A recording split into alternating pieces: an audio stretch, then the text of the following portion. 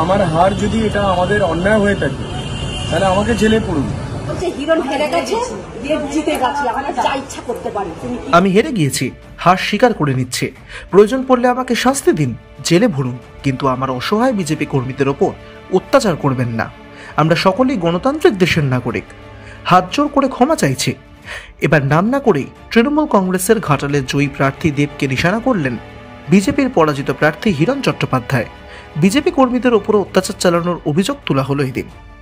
আর একই সঙ্গে সমাজ মাধ্যমে নিজের বার্তাও দিলেন বিজেপি প্রার্থী।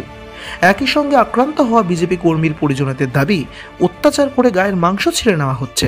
তাদের অভিযোগ, তৃণমূল কর্মীদের তরফে বলা হচ্ছে, দেব জিতে গিয়েছে, হিরণ হেরে গিয়েছে, আমরা যা ইচ্ছা তাই করব। ওর মাথাটা নেই, আমার স্বামীর এদিকটা এমন মাংস নিচে দাঁত করে একটা নিয়ে পুরোটা পুরো তুলে নিচে দেখা বলছে হিরণ হেরে গেছে, দেব জিতে গেছে, আমরা যা ইচ্ছা করতে পারি।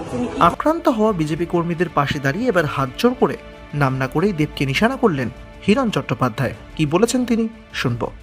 সবাই জিতেছেন, তাকে হাত জোর করে অনুরোধ করছি, হেরে যাওয়া যদি আমার অপরাধ হয় আমাকে জেলে পড়ুন, কিন্তু আমার এই অসহায় কর্মীদেরকে, তাদেরকে মাথা ফাটিয়ে, কার বুকের উপরে পুরো তলোয়ার চালিয়ে দিয়ে, কার পা ভেঙে, কার হাত ভেঙে এইভাবে অত্যাচার করবেন।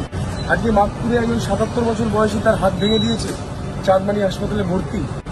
ঘাটালে এলাম, আমরা গঙ্গা প্রসাদের কর্মীদেরকে মেরে ফেলে মাথা মাথা ফাটিয়ে দিয়েছে। মানে আমি আমার হাত জোর করে অনুরোধ করছি, সৌজন্যতার ভগবান, সৌজন্যতার প্রতীককে, আপনি জিতেছেন, আপনাকে অভিনন্দন, কিন্তু আমার হার যদি এটা আমাদের অন্যায় হয়ে থাকে তাহলে আমাকে জেলে পড়ুন, কিন্তু আমার কর্মীদেরকে, অসহায় কর্মীদেরকে, গরিব অসহায় কর্মীদেরকে মাথা ফাটিয়ে দেবেন না। ব্যুরো রিপোর্ট, এক ঝলকে মিডিয়া।